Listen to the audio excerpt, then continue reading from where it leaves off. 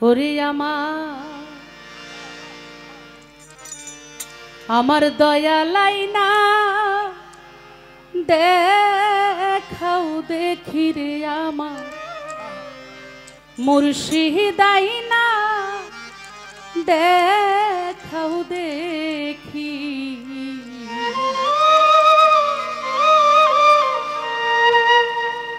ওরে সে যে দিয়া গেছে ফাঁকি আমার দয়া হালাই না দেখাও দেখি আমার মুর্শিদাই না দেখাও দেখি সে যে দিয়া গেছে ফাঁকি সে যে দিয়া গেছে ফাঁকি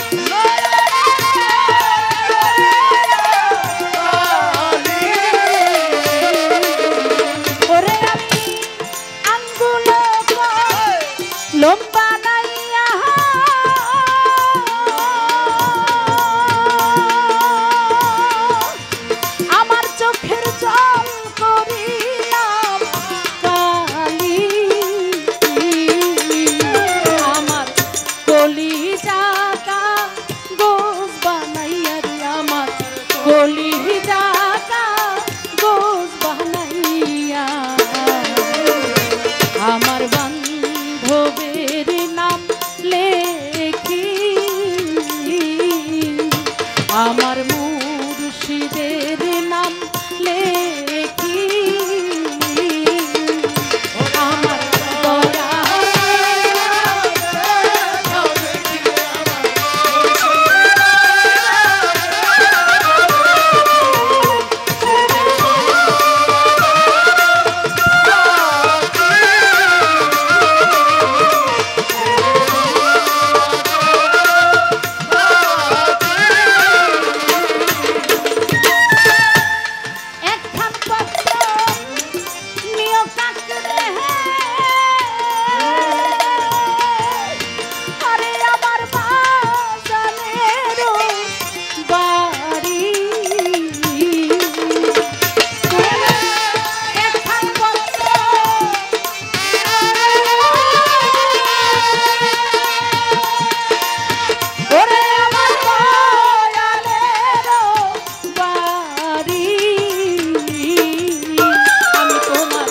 সোনা দিয়া ঠোঁট বাঁধাবো তাকে সোনা দিয়া ঠোঁট বাঁধাবো আমি তোমার রূপ আর দিব আঁকি তোমার রূপ আর দিব আঁকি আমার দয়া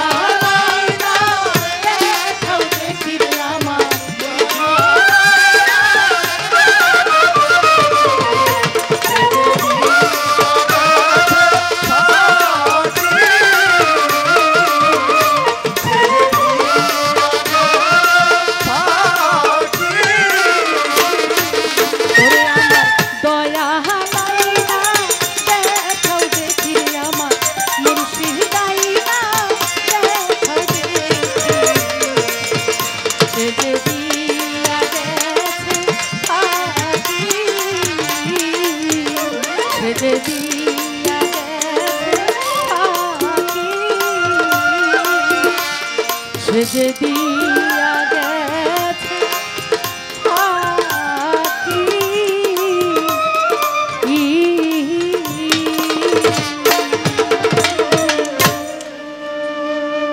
ধন্যবাদ সবাই। দাদা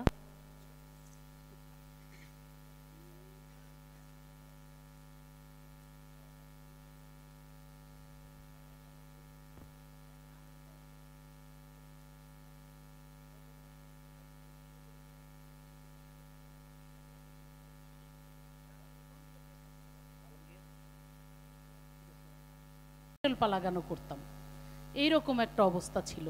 তো সেই সময় থেকে আমি পালা গান করছি, আমরা ভয়ে থাকতাম, বিভিন্ন মাজারের গান আসলেই ডরাইতাম যে গানে তো যাইতেছি ফিরে আসতে পারুম কিনা, এরকম অবস্থা হয় নাই? বোমা টোমা মাইরা গানের মানে 12টা বাজায়া মাজার উড়াইয়া দিব, এই করব সেই করব, নানান কাহিনীর মধ্যে আমাদের পড়তে হয়েছে। আজকে সেই পরিবেশ থেকে আজকে কিন্তু বাংলাদেশের অবস্থা একটু অন্যরকম একটা অবস্থা। আমাদের এই শিল্প সাহিত্য এই সংস্কৃতি আমাদের সব কিছুকে ধারণ লালন করে বর্তমান সরকার। যাই হোক, এই কথা আপনারা সবাই জানেন, আর এই এলাকার উন্নয়নের কথাও তো আপনারা সব জানেন। আগে আমরা গান গাইতাম যখন, তখন সারা স্টেজের মধ্যে একটা বা দুইটা হেজাক লাইট থাকতো। একটা হেজাক লাইট থাকলে কি মুশকিল চিন্তা করেন, বয়াতে একটা খারাইছে, ওই সময় মনে করেন হেজাক লাইট, ওটার নাম যিনি কি কয়, মেন্টল না কি কয়, ও যাইতো পইরা, নাইলে পাম নাই, ওই কতক্ষণ খাড়া করে আবার পাম দিয়ে তারপরে আবার ও টাঙ্গাইতো, তয় গান শুরু হইতো। হ্যাঁ, মানে কি একটা মাইক! আমরা যে সারা জীবন কত খালি গলায় গান গাওয়া লাগছে, আর মাইক যেটা ওটা ওর চাইতে ভালো মাইক দিয়ে মালাই বেছে মানুষে। এই টাইপের অবস্থার মধ্য দিয়ে কিন্তু আমরা শিল্পী হইছি, গান গাইতে পারছি। আজকে তো আধুনিক ব্যবস্থা, ইলেকট্রিক আছে দেখে আজকে প্যাড ড্রাম বাজে, কত ইলেকট্রিক যন্ত্রপাতি বাজে, কত কি হয়েছে। আমাদের সেই অবস্থাটা ছিল না। আজকে সারা দেশের অবস্থা ভালো হয়েছে, ঘরে ঘরে বিদ্যুৎ গেছে। আজকে শহর অঞ্চলে গান গাইতে গেলেও সেইখানেও কারেন্ট আছে। তাইলে দেখেন, রাস্তাঘাট সুন্দর হয়েছে, ব্রিজ কালভার্ট হয়েছে, স্কুল কলেজের ভবন প্রচুর। আমি এই উন্নয়নের কথা শেষ করতে পারবো না। আর হরিরামপুরবাসীরা তো জীবনই পাইয়ে গেছে, যে জীবনে কতবার যে গোবারই ভাঙছে, আল্লাহর ইচ্ছা শেখ হাসিনার দয়ায় আমি এখানে হাত দিয়া আজকে শত কোটি টাকা ব্যয় করে তাকে ভিটা মাটিটা রক্ষা করে দেওয়া হয়েছে। এই কৃতজ্ঞতাই তো শেষ করতে পারে না। যাই হোক, অনেক কথা। আপনারা শেখ হাসিনার সাথে থাকবেন। 7ই জানুয়ারি নির্বাচন, আপনারা জানেন এই দেশে শেখ হাসিনা প্রধানমন্ত্রী হইলে আমরা সুখে শান্তিতে সবাই ভালো থাকতে পারবো। যে যা কর্ম করি, কোনো সরকার আপনার বাড়িতে এসে দুধ ভাত খাওয়াই দিব না, কোনো সরকার আপনার বাড়িতে যায় বোয়াল মাছ দিয়ে আসবো না। কিন্তু আপনি যদি একটু কাজ করে, আপনি যদি ভালো পরিবেশ পায়, আপনার সন্তানটাকে যদি একটা ভালো স্কুলে পড়ায়া আপনি মানুষ করতে পারেন, আপনি সুন্দরভাবে চলতে পারেন, এইটাই তো সরকারের কাছে চান নাকি? এইটাই সরকারের কাছে চাওয়া, আর কিছু না। সেই সরকারই হলো শেখ হাসিনার সরকার।